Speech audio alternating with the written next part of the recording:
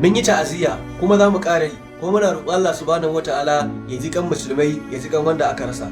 Waɗanda kuma suke kwance a gadajen asibiti muna roƙon Allah subhanahu wataala ya tashi kafaɗinsu, Allah ya ba su lafiya, Allah ya sa ya zama kafara a gare su, Allah ya sa wannan shine sanadiyar kankarar zunubansu da suka aikata. Idan tamu ta zo, Allah ubangiji ka sa mu cika da imani. Ya ubangiji muna roƙonka, Allah ka raba mu da mutuwar kallo, Allah ka raba mu da mutuwar da za a zo a tare akan mu duk duniya ta gan mu, a yi mana hoto, a yi mana bidiyo ana yaɗa mu a duniya. Allah ubangiji ka raba mu da wannan mutuwar dan girman ka Allah. Saboda haka ƙarin bayanin da zan yi a nan gurin akan matsalar da ta faru na faduwar mota, wasu suka zo saboda son zuciya da kin Allah da kin gaskiya suka rika ɗiban man ba naku ba, man hasali ma ba na gwamnati bane, balle ka ce kayan gwamnati naku ne, mai ne na 'yan kasuwa.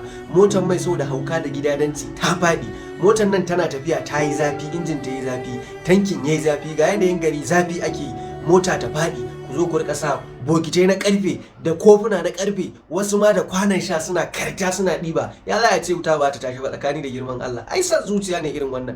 An daɗe ana irin wannan abun, ba wanda ya isa ya fito min ya ce min wai talauci ne janyo wannan. Wallahi ba talauci bane. Idan motar abinci ce ta faɗa aka sa mata wawa, zan iya dakace min dama ana cikin talauci. Amma fetur fa ai sai an sha wahala an nemi mai siya. Kawai san zuciya ne.